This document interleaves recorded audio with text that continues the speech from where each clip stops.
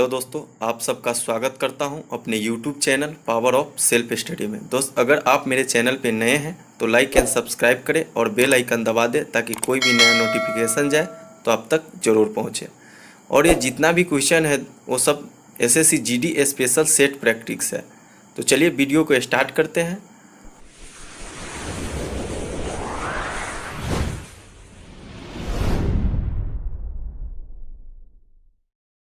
और साथ साथ आप लोग भी आंसर ज़रूर कीजिएगा ताकि ये पता चल सके कि आप लोग का कितना तैयारी है और कितना सही हो रहा है। तो चलिए, आज का पहला क्वेश्चन है, युद्ध के दौरान वीरता की विशिष्ट कृत्यों को प्रदर्शित करने के लिए दी जाने वाली सर्वोच्च शौर्य सैन्य अलंकार है। तो ये हो जाएगा ऑप्शन सी, परमवीर चक्र। चलिए इनके इम्पोर्टेंस पॉइंट जानते हैं।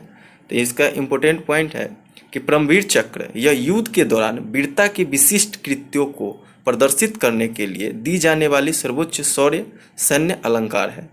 यह सरकार ने 26 जनवरी 1950 को पेश किया था। मेजर सोमनाथ शर्मा परमवीर चक्र के पहले प्राप्तकर्ता है। ठीक है। महावीर चक्र, परमवीर चक्र के बाद यह भारत में दूसरा सबसे बड़ा सैन्य अलंकार है। यह दुश्मनों की उपस्थिति में विशिष्ट वीरतापूर्ण कृत्यों के लिए सम्मानित किया जाता है, चाहे वह जमीन पर हो या समुद्र में हो या हवा में हो। इसे भी सरकार 26 जनवरी 1950 को पेश किया था। तो चलिए नेक्स्ट क्वेश्चन पे चलते हैं। नेक्स्ट क्वेश्चन है कि प्रथम स्तनपायी क्लोन भेड़ का नाम क्या है। ठीक है, प्रथम स्तनपायी क्लोन भेड़ का नाम क्या है। तो ये हो जाएगा ऑप्शन बी, डॉली। ठीक है, चलिए नेक्स्ट क्वेश्चन पे चलते हैं। नेक्स्ट क्वेश्चन है कि निम्नलिखित में से कौन शास्त्रीय नृत्य नहीं है। ठीक है, निम्नलिखित में से कौन शास्त्रीय नृत्य नहीं है। तो ये हो जाएगा कालबेलिया। ठीक है, ऑप्शन ए इसका आंसर हो जाएगा कालबेलिया। कालबेलिया यह कालबेलिया जनजाति के द्वारा किया जाता है। यह पुरुष और महिला दोनों के द्वारा किया जाता है। यह राजस्थान का एक लोक नृत्य है। तो चलिए नेक्स्ट क्वेश्चन है कि मीराबाई चानू को किसके लिए 2018 में पद्मश्री पुरस्कार मिला था। तो ये हो जाएगा ऑप्शन बी, भारोत्तोलन के लिए। ठीक है, तो मीराबाई चानू मणिपुर की एक भारतीय भारोत्तोलक खिलाड़ी है। कर्ण मल्लेश्वरी के बाद विश्व में भारोत्तोलन में स्वर्ण पदक जीतने वाली एकमात्र दूसरी भारतीय महिला है। उन्होंने 2017 के एनाहिम संयुक्त राज्य अमेरिका में आयोजित विश्व चैंपियनशिप में महिला के 48 किलोग्राम वर्ग में स्वर्ण पदक जीता। उन्हें 2018 में पद्मश्री पुरस्कार प्राप्त किया और 2018 में राजीव गांधी खेल रत्न पुरस्कार भी मिला था। तो चलिए नेक्स्ट क्वेश्चन पे चलते हैं। नेक्स्ट क्वेश्चन है कि राजीव गांधी खेल रत्न पुरस्कार के नाम बदलकर क्या कर दिया गया है। ठीक है, तो राजीव गांधी खेल रत्न पुरस्कार के नाम बदल करके तो इसका हो जाएगा ऑप्शन डी, मेजर ध्यानचंद खेल रत्न पुरस्कार। चलिए नेक्स्ट क्वेश्चन पे चलते हैं कि भारत की आबादी वाले राज्य को अधिक प्रतिनिधित्व मिलते हैं। तो भारत के किस आबादी वाले राज्य को अधिक प्रतिनिधित्व मिलते हैं। तो ऑप्शन ए है न्यूनतम आय, बी है छोटे आकार, सी है उच्चतम आय और डी है बड़े आकार। तो ये हो जाएगा ऑप्शन डी, बड़े आकार। ठीक है, भारत के बड़े आकार की आबादी वाले राज्य को अधिक प्रतिनिधित्व मिलते हैं। तो भारत में बड़े आकार वाले राज्य में अधिक प्रतिनिधित्व मिलते हैं। और भारत में लोकसभा में उत्तर प्रदेश की 80 सीटें के साथ सबसे अधिक प्रतिनिधित्व है। लोकसभा सार्वभौमिक व्यापक मत अधिकार के आधार पर प्रत्यक्ष चुनाव द्वारा चुने गए लोगों को प्रतिनिधियों से बना है। वर्तमान में सदन की सदस्यों की संख्या 545 है। तो चलिए नेक्स्ट क्वेश्चन पे चलते हैं। नेक्स्ट क्वेश्चन है कि एक भारतीय कवि, संगीतकार और फिल्म निर्देशक संपूर्ण सिंह कालरा का उपनाम क्या है। ठीक है, एक भारतीय कवि, संगीतकार और फिल्म निर्देशक संपूर्ण सिंह कालरा का उपनाम क्या है। तो ये हो जाएगा ऑप्शन सी, गुलजार। ठीक है, ऑप्शन सी, गुलजार। संपूर्ण सिंह कालरा वह एक भारतीय गीतकार, कवि, लेखक, पटकथा लेखक और फिल्म निर्देशक है। वह अपने उपनाम गुलजार से लोकप्रिय है। उन्हें 2004 में पद्म भूषण से सम्मानित किया गया था। तो चलिए नेक्स्ट क्वेश्चन पे चलते हैं। नेक्स्ट क्वेश्चन है कि केरल का फसल त्यौहार है। ठीक है, केरल का फसल त्यौहार है। तो ऑप्शन ए है बैसाखी, बी है पोंगल, सी है लोहड़ी और डी है ओणम। तो ये हो जाएगा ऑप्शन डी, ओणम। ठीक है, केरल का फसल त्यौहार है ओणम। ओणम यह केरल का एक फसलते उत्सव है। इसे राजा महाबली के आगमन के उपलक्ष्य में मनाया गया था। वह त्योहार 10 दिन तक चलता है। ठीक है, ओणम है जो 10 दिन तक चलता है। इसे प्रत्येक वर्ष अगस्त सितंबर में मनाया जाता है।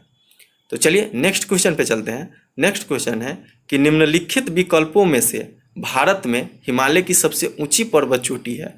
तो निम्नलिखित विकल्पों में से भारत में हिमालय की सबसे ऊंची चोटी है, तो ये हो जाएगा option D Kangchenjunga. Kangchenjunga 8586 metre की ऊंचाई के साथ दुनिया का तीसरा सबसे ऊंचा पर्वत है। यह नेपाल और सिक्किम की सीमा पर स्थित है। वह ग्रेट हिमालयन माउंट रेंज का एक हिस्सा है। यह भारत में हिमालय की सबसे ऊंची पर्वत चोटी है। चलिए नेक्स्ट क्वेश्चन पे चलते हैं। नेक्स्ट क्वेश्चन है कि ऊष्मा का सबसे अच्छा सुचालक है। ठीक है, यह ऊष्मा होगा, ऊष्मा का सबसे अच्छा सुचालक है, तो ये हो जाएगा ऑप्शन सी चांदी। चलिए नेक्स्ट क्वेश्चन पे चलते हैं। नेक्स्ट क्वेश्चन है कि भारत रत्न से सम्मानित एकमात्र पाकिस्तानी नागरिक कौन था। ठीक है, भारत रत्न से सम्मानित एकमात्र पाकिस्तानी नागरिक कौन था, तो ये हो जाएगा ऑप्शन ए खान अब्दुल्ला गफ्फार खान। इसका आंसर ऑप्शन ए हो जाएगा।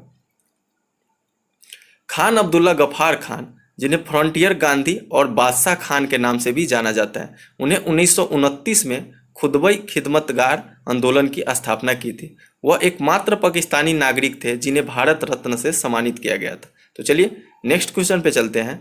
नेक्स्ट क्वेश्चन है कि स्वतंत्रता के बाद भारत का पहला उप प्रधानमंत्री कौन बना। ठीक है, स्वतंत्रता के बाद भारत का पहला उप प्रधानमंत्री कौन बना, तो ये हो जाएगा ऑप्शन सी सरदार वल्लभ भाई पटेल। ठीक है, सरदार वल्लभ भाई पटेल, उन्हें लोकप्रिय रूप से लौह पुरुष के रूप में भी जाना जाता है। यूनिटी सरदार वल्लभ भाई पटेल के समर्पण में बनाई गई है। वह भारत के पहले उप प्रधानमंत्री और पहले गृह मंत्री थे।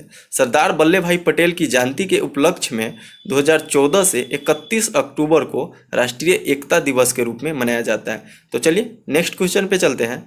नेक्स्ट क्वेश्चन है कि हरित क्रांति में शामिल नहीं था। ठीक है, तो इसमें से हरित क्रांति में क्या चीज़ शामिल नहीं था, तो ये हो जाएगा ऑप्शन बी गांव की सड़कों का उन्नयन। ठीक है, गांव की सड़कों का उन्नयन इसमें शामिल नहीं था हरित क्रांति में। चलिए नेक्स्ट क्वेश्चन पे चलते हैं कि गरबा एक लोक नृत्य है जिसकी उत्पत्ति कहाँ से हुई थी। ठीक है, गरबा एक लोक नृत्य है जिसकी उत्पत्ति कहाँ से हुई थी, तो ये हो जाएगा ऑप्शन ए है गुजरात, बी है महाराष्ट्र, सी है राजस्थान और डी है बिहार। तो इसका हो जाएगा ऑप्शन ए गुजरात। ठीक है, गरबा यह गुजरात का एक लोकप्रिय लोक नृत्य है। यह नवरात्रि के 9 रातों में किया जाता है। यह गुजरात की महिलाओं के द्वारा किया जाता है। तो चलिए नेक्स्ट क्वेश्चन पे चलते हैं। नेक्स्ट क्वेश्चन है कि जमींदारी प्रथा 1793 में किसके द्वारा शुरू किए गए थे। ठीक है, जमींदारी प्रथा 1793 में किसके द्वारा शुरू किए गए थे, तो ये हो जाएगा ऑप्शन सी कॉर्नवालिस के द्वारा। ठीक है, ऑप्शन सी इसका आंसर हो जाएगा। जमींदारी प्रथा, जमींदारों को उस भूमि का मालिक बनाया गया था जहां वह पहले राजस्व संग्रहक रहे हो। चूंकि समझौता जमींदारों के साथ किया गया था, इसीलिए इसे जमींदारी समझौता के रूप में जाना जाता है। भू राजस्व की मांग तय की गई और नियंत्रित राजस्व को 10/11वें विभाग को कंपनी को दे दिया जाता था। इसे लॉर्ड कॉर्नवालिस के द्वारा अस्थायी बंदोबस्त अधिनियम 1793 के माध्यम से पेश किया गया था। तो चलिए नेक्स्ट क्वेश्चन पे चलते हैं।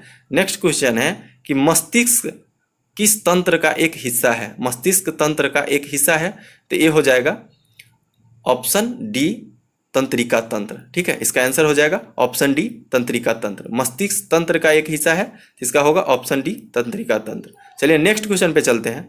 नेक्स्ट क्वेश्चन है कि नदी एकमात्र प्राकृतिक जल स्रोत है जो रेगिस्तान में एक झील के अंदर से निकलती है। ठीक है, नदी एकमात्र प्राकृतिक जल स्रोत है जो रेगिस्तान में एक झील के अंदर से निकलती है, तो ये हो जाएगा option D Luni.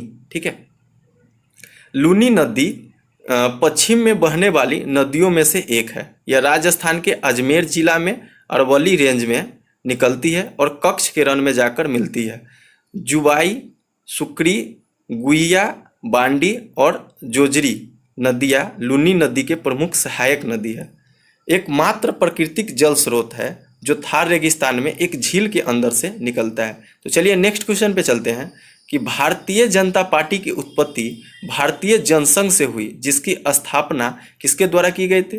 Bharatiya Janata party की उत्पत्ति भारतीय जनसंघ से हुई थी, जिसकी स्थापना किसके द्वारा किए गए थे? तो ये हो जाएगा ऑप्शन ए, इसका आंसर हो जाएगा श्यामा प्रसाद मुखर्जी के द्वारा। ठीक है, ऑप्शन ए इसका आंसर होगा श्यामा प्रसाद मुखर्जी के द्वारा। चलिए, भारतीय जनता पार्टी इसकी स्थापना 1991 में इसकी स्थापना 1951 में श्यामा प्रसाद मुखर्जी ने की थी। श्यामा प्रसाद मुखर्जी उन्हें प्रधानमंत्री जवाहरलाल नेहरू के मंत्रिमंडल में उद्योग और आपूर्ति के मंत्री के रूप में कार्य किया। हाल ही में जून 2020 में कोलकाता पोर्टल ट्रस्ट का नाम बदलकर श्यामा प्रसाद मुखर्जी पोर्टल ट्रस्ट कर दिया गया।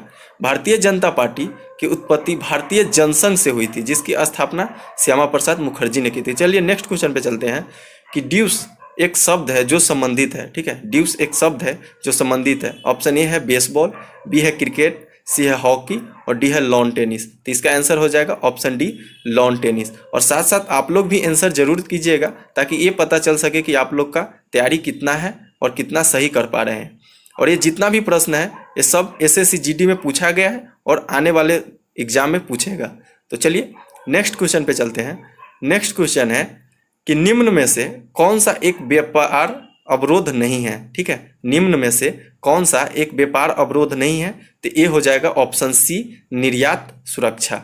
ठीक है, निर्यात सुरक्षा यह सरकार द्वारा विशिष्ट उत्पादकों या उपभोक्ताओं के संरक्षण के लिए उपयोग किए जाने वाला एक उपाय है। यह एक व्यापार बाधा नहीं है। तो चलिए नेक्स्ट क्वेश्चन पे चलते हैं।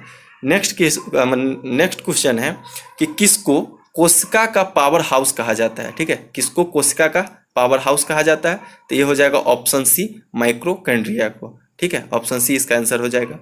चलिए नेक्स्ट क्वेश्चन पे चलते हैं कि विश्व का सबसे बड़ा लोकतंत्र है। ठीक है, विश्व का सबसे बड़ा लोकतंत्र है, तो ये हो जाएगा ऑप्शन सी, भारत। ठीक है, ऑप्शन सी इसका आंसर हो जाएगा।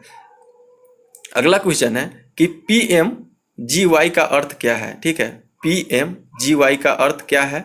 तो ऑप्शन ए है प्रधानमंत्री गरीब कल्याण योजना, ऑप्शन बी है प्रधानमंत्री ग्रामोदय योजना, ऑप्शन सी है प्रधानमंत्री गुरुकुल योजना, ऑप्शन डी है प्रधानमंत्री ग्राम योजना। तो इसका जो आंसर हो जाएगा वो होगा ऑप्शन बी, प्रधानमंत्री ग्रामोदय योजना। तो चलिए इसके बारे में कुछ जानते हैं। प्रधानमंत्री ग्रामोदय योजना इसे वर्ष 2000 में शुरू किया गया था। इसे ग्रामीण स्तर पर साधारणीय नियम मानव विकास के उद्देश्य को प्राप्त करने के उद्देश्य से शुरू किया गया था। इस योजना का मुख्य उद्देश्य लोगों के जीवन की गुणवत्ता में सुधार करना और खासकर ग्रामीण क्षेत्रों में था। तो चलिए अगला क्वेश्चन है कि मनुष्यों में ऑक्सीजन की परिवहन के लिए जिम्मेदार है। ठीक है, मनुष्य में ऑक्सीजन के परिवहन के लिए जिम्मेदार है, तो ये हो जाएगा ऑप्शन डी, हीमोग्लोबिन। ठीक है, हीमोग्लोबिन इसका आंसर हो जाएगा। हीमोग्लोबिन यह लाल रक्त कोशिकाओं के अंदर प्रोटीन है जो मनुष्यों में ऑक्सीजन पहुंचाता है और रक्त का रंग लाल इसी हीमोग्लोबिन के कारण होता है। तो चलिए नेक्स्ट क्वेश्चन पे चलते हैं। नेक्स्ट क्वेश्चन है कि उत्तरी भारतीय मैदान की दलदली पट्टी को किस रूप में जाना जाता है? ठीक है, उत्तरी भारतीय मैदान की दलदली पट्टी को किसके रूप में जाना जाता है? तो इसका हो जाएगा ऑप्शन ए, तराई। ठीक है, चलिए आज का आखिरी क्वेश्चन है, और अगर आप लोग को वीडियो अच्छा लगेगा तो लाइक एंड सब्सक्राइब जरूर कीजिएगा। हिमालय की उत्कर्ष श्रेणियों में विशाल घास के मैदान को क्या कहा जाता है? ठीक है, हिमालय की उत्कर्ष श्रेणियों में विशाल घास के मैदान को क्या कहा जाता है? तो ये हो जाएगा बुग्याल। ठीक है, ऑप्शन सी इसका आंसर हो जाएगा, बुग्याल। अगर दोस्तों आप लोग को वीडियो अच्छा लगे तो लाइक एंड सब्सक्राइब जरूर कीजिएगा और अपने दोस्तों लोगों के साथ शेयर कीजिए। Thank you.